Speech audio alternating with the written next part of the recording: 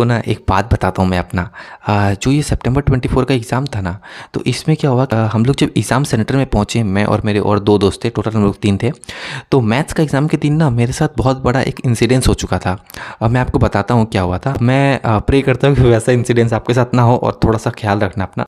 1 बजे जैसे सेंटर में पहुँचने के बाद जब मैं क्लासरूम में गया ना, 10 मिनट्स बाकी था, तो लाइक 150 हो रहा था उस टाइम। तो उस टाइम क्या हुआ कि लाइक मैं जब बैठा अपने बेंच में, तो मैं मतलब लेक होता नहीं है कि हाँ भाई पेन पेंसिल सब ले लिया कि नहीं, सब लोग रेडी हो जाओ है कि नहीं, वैसा टाइप में सब सब कुछ रेडी वेडी हो गया, पानी का बॉटल वगैरह लेके, ठीक है।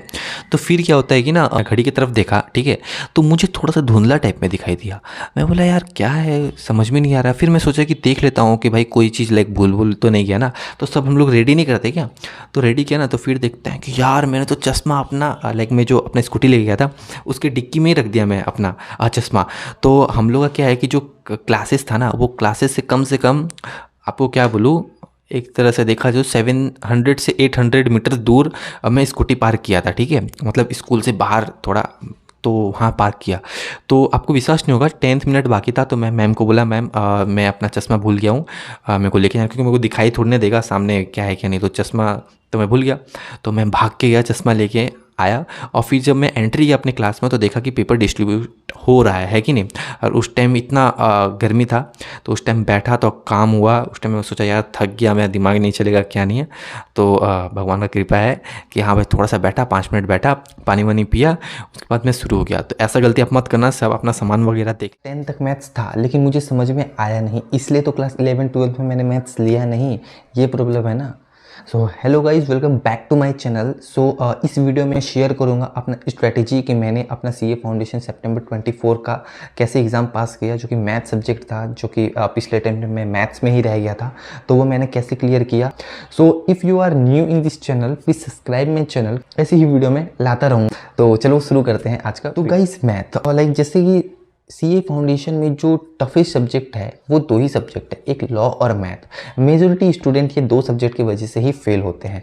जो कि बात है लॉ का, तो लॉ का मैंने प्रीवियस वीडियो में अपलोड कर चुका हूँ, स्ट्रेटेजी वगैरह आपको सामने आई बटन में दिख रहा होगा, ठीक है, तो आप वहाँ जाके उसको देख ले। उसमें मैंने प्योरली आपको लाइक फुल स्ट्रेटेजीज वगैरह बताया है कि आपको किस तरह से करना चाहिए, जैसा आपका प्रिपरेशन है उस हिसाब से आपको कैसा प्रैक्टिस करना चाहिए, आप कहाँ लैग खा रहे हो वो मैंने उस वीडियो में बताया है। तो आप इजीली उसको फॉलो करके आप इजीली अच्छे मार्क्स स्कोर कर सकते हो। तो इस वीडियो में हम लोग शेयर करेंगे कि मैथ्स का किस हिसाब से आपको चैप्टर्स करना चाहिए, कौन कौन सा चैप्टर्स करना चाहिए, किस हिसाब से आपका प्रिपरेशन लेवल होना चाहिए, है कि नहीं।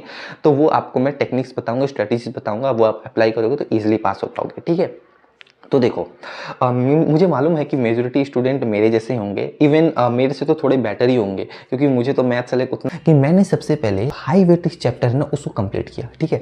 फुल वीडियो देखना, इसमें मैं अच्छी तरीके से बताऊंगा, ये लाइक थोड़ा अलग होने वाला। तो मैंने इसमें क्या किया, जो हाई मार्क्स के सब्जेक्ट है ना उसको मैंने किया। Like for example time value of logical reasoning, जो 13-14 मीन मीडियन मोड वगैरह का और थ्योरी वगैरह, इंडेक्स नंबर, ये सब मैंने अच्छे तरीके से करके गया था, ठीक है, एग्जाम। तो आप सोच रहे होगे कि भाई ये तो सेम है, हाई मार्क्स का अगर आप चैप्टर्स को करोगे तो इजीली पास हो जाओगे। देखो ऐसा जरूरी नहीं है, हाँ ट्रूथ है ये, ऐसा जरूरी नहीं है। अगर आप हाई मार्क्स के चैप्टर्स को करोगे तो आप इजीली पास हो पाओगे। देखो ये बोलने वाला बात है, लेकिन ये हर टाइम अप्लाई नहीं होता है, ठीक है। वो डिपेंड करता है कि आपका एग्जाम में क्वेश्चन किस टाइप का है।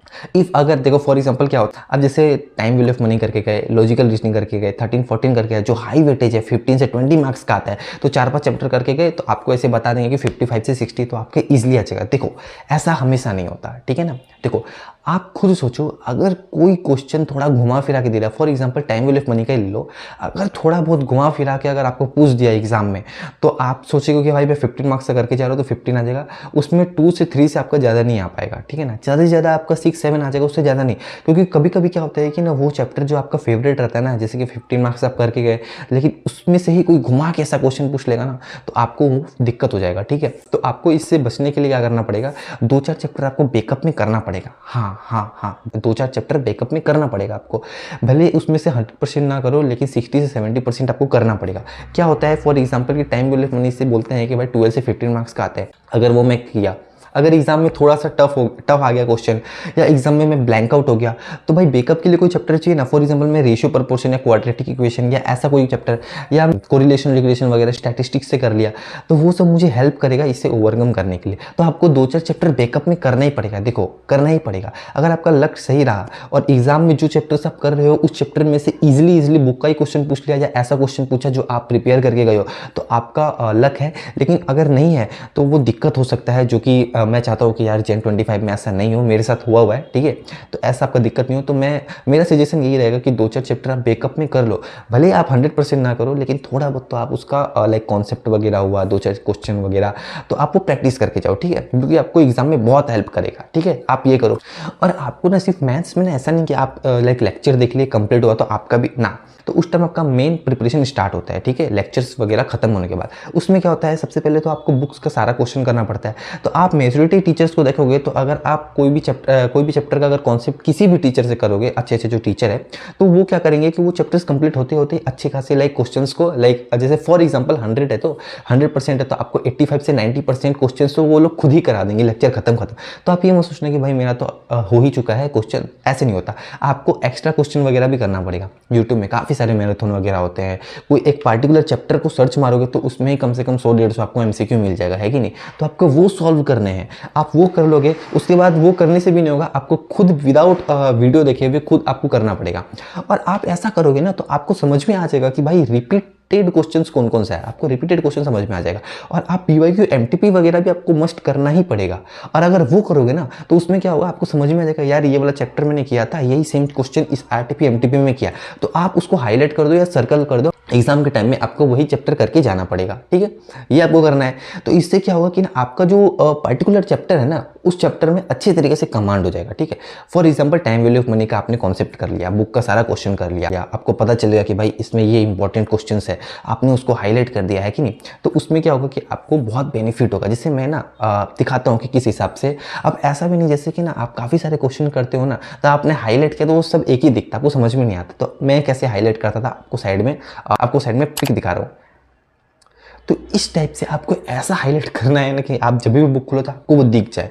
और कोई क्वेश्चन करो या ना करो वो तो मैंडेटरी है, वो तो करना ही है मेरे को, ठीक है ना। तो उस तरह से आपको करना है। तो ये जो अप्लाई है सारे चैप्टर्स में करना, जो आप करोगे। तो मैं आपको बता देता हूँ, जैसे कि टाइम वैल्यू ऑफ मनी आप कर लेना। 13-14 चैप्टर जो है, 13 में थ्योरी वगैरह है और 14 में आपका मीन मीडियन मोड और डिस्पर्जन वगैरह है, वो आप कर लेना। और इंडेक्स नंबर कर लेना, जो कि बहुत ईजी, 4 से 5 मार्क्स तो आपको श्योर शॉट आपको दिखने को मिलेगा ही एग्जाम में, वो कर सकते हो। उसके बाद अगर स्टैटिस्टिक्स में आपको एक लेवल एक्स्ट्रा, जैसे मैंने बोला ना बैकअप वगैरह, तो आप कोरिलेशन रिग्रेशन कर सकते हो। अगर आप नॉन मैथ स्टूडेंट हो ना, तो मैं अगर बोलूँगा, अगर मेरा बात मानोगे ना, तो नॉन मैथ स्टूडेंट हो तो आप प्रोबेबिलिटी थ्योरेटिकल डिस्ट्रीब्यूशन छोड़ सकते हो। अगर आपको मन है तो कर सकते हो, लेकिन मैंने तो ये किया नहीं था, तो आप छोड़ सकते हो। लेकिन छोड़ सकते हो तभी जब आपका जो मैंने अभी बोला था चैप्टर्स, वो चैप्टर्स आपका हो चुका है, तभी आप छोड़ सकते हो, ठीक है।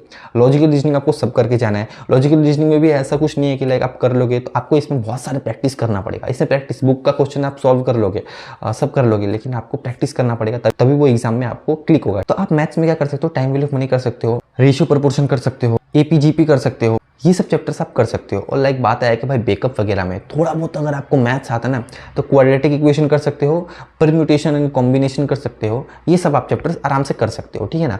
तो जरूरी नहीं है, देखो क्या होता है, मैं इतना सारे चैप्टर्स करके गया था, लेकिन ऐसा नहीं कि 100% करके गया था। लेकिन क्या होता है कि ना, देखो जरूरी नहीं है कि आप 15 मार्क्स का टाइम वैल्यू ऑफ मनी करो तो आपको वो एग्जाम में क्लिक ना हो। तो दूसरा चैप्टर आपको हेल्प होगा ना, क्या पता कि दूसरा चैप्टर में से कुछ ईजी क्वेश्चन पूछ ले, है ना, या फॉर्मूला बेसिक कुछ पूछ ले, तो आप इजिली कर पाओगे, तो वैसे आपको दिक्कत नहीं होगा, ठीक है। और बस यार यही है, आपको लास्ट में कंक्लूजन यही निकलता है कि आपको ना बहुत सारा क्वेश्चंस प्रैक्टिस, MCQ बेसिस में क्या है कि ना, लाइक आपको सम्स बनाने नहीं बोलेगा, आपको बहुत सारा MCQ प्रैक्टिस करना पड़ेगा, जो कि आपको हेल्प करेगा एग्जाम में। 1 मिनट में आपको एक क्वेश्चन को सॉल्व करना पड़ता है कि नहीं, तो आपको वो बहुत हेल्प करेगा एग्जाम में। ये टेक्निक अप्लाई करना आप अपने में, जो कि नॉन मैथ स्टूडेंट है, ठीक है, आपका ईजिली हो जाएगा। और देखो लास्ट में जाते जाते मैं आपको ये बोलूँगा कि आपने ये मत सोचना कि आपसे नहीं हो पाएगा। साइकोलॉजिकल फैक्टर, जो कि मैंने लॉ की स्ट्रेटेजी वीडियो में भी बोला था, तो साइकोलॉजिकल फैक्टर इसमें बहुत इंपॉर्टेंट रोल प्ले करता है। आपको ना अपना माइंडसेट चेंज करना पड़ेगा कि मैं कर सकता हूँ। आप कर सकते हो तो करोगे, ठीक है। तो आपको ये करना पड़ेगा। That's it for today. So अगर आपको ये वीडियो अच्छा लगा, तो आपको ऐसा लगा कि हाँ भाई मुझे बेनिफिट हुआ, तो प्लीज़ इस चैनल को सब्सक्राइब कर दे और शेयर कर दे। आपके जो फ्रेंड है जो कि मैथ्स में थोड़ा सा मेरे जैसे हैं तो उसको शेयर कर दे एंड कमेंट डाउन कर दे। आपको कोई भी क्वेरीज है तो मैं उसको क्वेरीज को जल्दी से सॉल्व करने का कोशिश करूँगा। So thank you.